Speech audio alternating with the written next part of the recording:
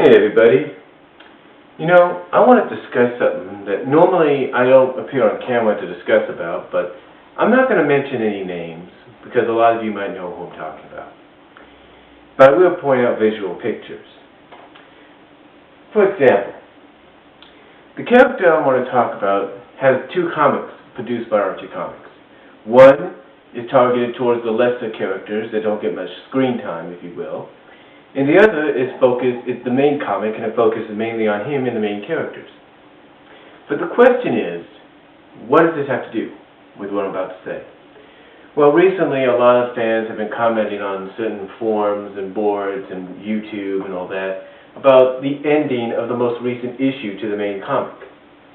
The ending involves this blue character's best female friend, a princess, who's a princess, if you will, seemingly falling for a cybernetic monkey. No joke. But he's not like fully cybernetic, like, oh, I'm a cybernetic monkey, beep, beep. No. He's got circuitry built through his body or something like that. And then we see him walking off with a character that's been pursuing him for quite some time. And who's that character?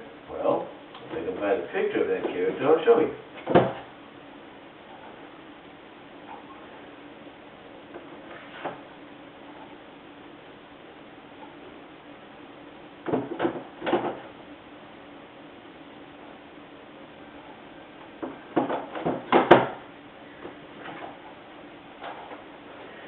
This character, I'm pretty sure we got, well, I don't know if you can see the character right there, but that pink hedgehog character.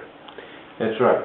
That's the one that the writers had the blue hedgehog walking off with at the end of the book, at the end of the issue. Now, why would fans be upset about this? Why would anybody be upset about this? Well, it's because the writer himself, and let's call him Poto, has said himself in the past that he supports the pairing of the blue hedgehog and the princess. But there's a reason why he did what he did. It's to evolve the story. It's to move the story along, make it more interesting, more intriguing, if you will. It's the same thing that writers, like say for Marvel's Spider-Man has done. You see, everybody knows that Peter Parker, Spider-Man's main love interest and romantic interest is Mary Jane Watson. But to make the comic and the characters more intriguing and to get people to still read the comic, they did something else. They made Peter Parker / Spider-Man go out with other girls, or show interest in other girls, like say Betty Bryant, of course Gwen Stacy, which a lot of people know about, back in the 70s and early 80s, or whatever. And then most importantly, most notably, Mary Jane Watson. But even in between, a character like Felicia Harding / Black Cat. But the same could be said for Mary Jane. She has shown interest in other characters, most notably Peter Parker's best friend, Harry Osborn, and a few others. But why would this happen? Why would she show interest in the characters? Why would that happen? It's because it's to make the story and the characters more intriguing. And it all leads up to one thing. You see, in Marvel's Spider-Man, and Peter Parker goes with other girls, like say Felicia Harding or Gwen Stacy, and Mary Jane goes with other guys like say Harry Osborn and whoever. But what happens in the end? Well, if you watch this movie adaptation, you know she falls for somebody else. But you watch this movie adaptation right here, as well as read the comic, and you find out that it all leads to those two getting together as a couple. Now, this same story scenario has been used before in the Blue Hedgehog's comic. I'm sorry, I almost mentioned the name there. But in the comic of the Blue Hedgehog. Why? Because the previous writer before Poto wrote some intriguing triangles. at first he had the princess falling for a skunk who was like the leader of an underground/secret service. And that resulted in her going back with the blue hedgehog.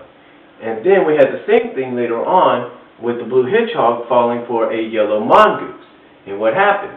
That brought the blue hedgehog back to the princess. You get what I'm saying?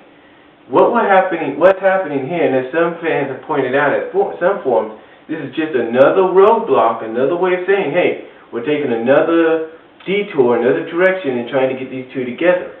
And it also gives the writers, like Poto, time to come up with a good way of saying, how do I do this? Now, some say that the current storyline, which is coming to an end in the next early portion of the new year, in the early to mid portion of the new year, is going to, in a way, bring those two back together. But will it? That will be the question. No one really knows. I mean, the same thing could be said for characters like, say, Superman, Clark Kent, and Lois Lane. You know, Clark Kent had interest in some other girls, Lois Lane had interest in other guys. What happened, though? They got together. I mean, you get what I'm saying. X-Men even had it, you know. Cyclops. Let's take a look at Scott Summers' Cyclops. Still in love with Jean Grey, even though in some stories she's dead, but somehow rises from the ashes as a phoenix. But in some other stories she's alive, and yet she's gone out with some other guys, and he's gone out with other girls, but they're back together. They come together all the time, if you know what I mean. Basically what I'm saying is that to ease anybody's discomfort about this, eventually down the line these two characters will get back together. This is just another way of doing it. You got to look back, you got to look at the past to see how the future is going to unfold. That's how it is sometimes. I'm not lying about it, because I've had the issues where that's happened.